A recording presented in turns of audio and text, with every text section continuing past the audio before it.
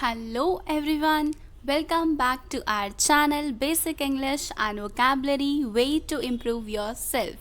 Today we are going to learn about present perfect continuous tense, and it is also known as present perfect progressive tense. Previously what we did, what are tenses, what are present indefinite, continuous and perfect tense. So you can check the video in description box and I button and watch the video. This will help you for sure. What is present perfect continuous tense?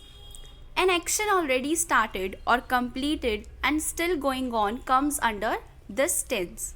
एक ऐसा action जो कि start पहले से ही हो चुका हो और कंप्लीट हो चुका हो लेकिन अभी भी चल रहा हो, that is present perfect continuous tense.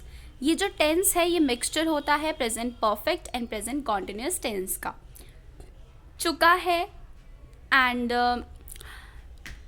चुकी है, चुका है, ये सब हमने पढ़ा था अपनी प्रीवियस वीडियोस में, तो आप लिंक में जाइए एंड वीडियोस देखिए, आपको क्लियर हो जाएगा. तो ये दोनों के मिक्सचर्स होते हैं. This is use to describe an action that begin in the past and still continuing and may be extended in the future. ये एक ऐसा एक्शन है जो पास्ट में शुरू हुआ था, अभी भी चल रहा है एंड फ्यूचर में भी चलेगा. इसकी हम पहचान कैसे करते हैं? रहा है, रहे हैं, रहा हूँ प्लस टाइम, इससे हम इसकी पहचान करते हैं. मीनिंग समझ लेते हैं हम दो टर्म्स का, आपको आगे समझ में आएगी ये क्यों यूज़ हुई हैं. फॉर का मतलब होता है it is used for period of time, एक पीरियड ऑफ टाइम के लिए. It means in which the correct time can be not countable. इसमें काउंटेबल नहीं होता, मतलब कि 2 घंटे, 3 घंटे, 1 हफ्ता, इन सब चीज़ों में हम प्रॉपर एग्जैक्ट नहीं बता सकते कि कितने टाइम तक हमने वो काम किया होगा. तो that is period of time. Since होता है पॉइंट ऑफ टाइम, एक ऐसा काम जो कि पॉइंट ऑफ टाइम के लिए हो रहा हो, इसमें टाइम एग्जैक्टली पता चल जाता है आपको. जैसे कि 1970 से हो रहा है, 60 मिनट से मैं पढ़ रही हूँ, 1 घंटे से मैं पढ़ रही हूँ मैं बोलूँगी तो इसका मतलब क्या हो जाएगा, वो फॉर. लेकिन अगर I am studying since 60 minutes तो यहाँ पर सिंस आ गया. और मैंने बोला I have reading since for 1 hour तो वहाँ पे फॉर आ गया. सेंटेंसेस अफर्मेटिव सेंटेंसेस होते हैं. फर्स्टली हम देख लेते हैं आई, वी, दे, यू के साथ हमेशा हैव लगता है, ही, शी के साथ हमेशा हैज़ लगता है बिकॉज ये सिंगुलर है. अफर्मेटिव सेंटेंसेस का रूल क्या होता है? Subject plus has, have plus been plus verb की first form plus ING plus object plus since या for plus time. Example, he has been waiting for you 1 hour. वह 1 घंटे से आपका इंतज़ार कर रहा है.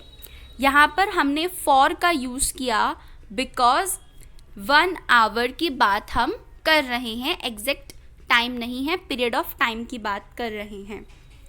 दे have been living in this house since 1970.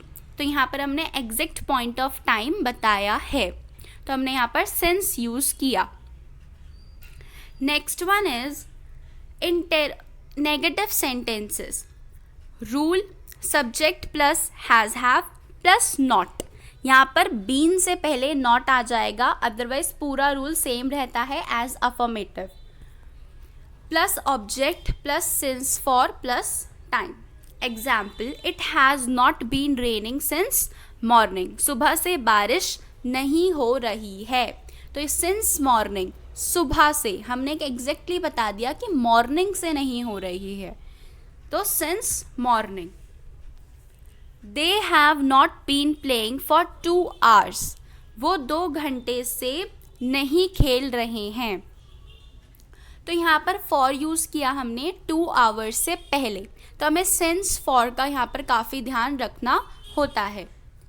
Next one is interrogative sentences.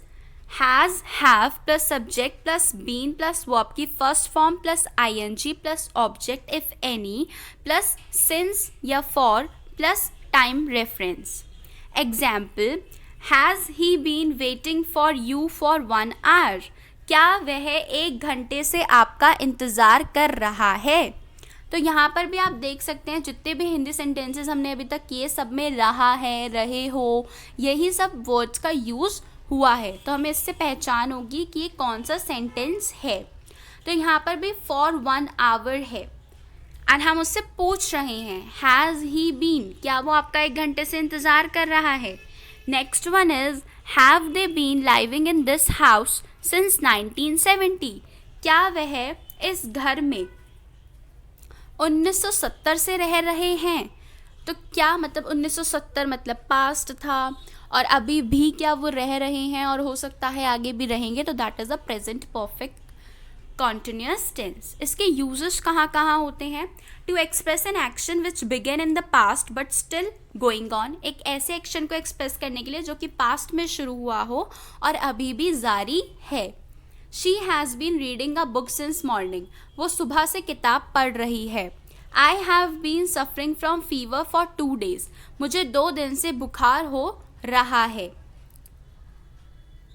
To express an action which began in the past and has been just completed, कोई ऐसा एक्शन जो पास्ट में शुरू हुआ और जस्ट अभी अभी ख़त्म हुआ है, बट हुज रिजल्ट, अब लेकिन अभी उसका प्रभाव जो है, उसका जो रिजल्ट है वो अभी भी प्रेजेंट में है।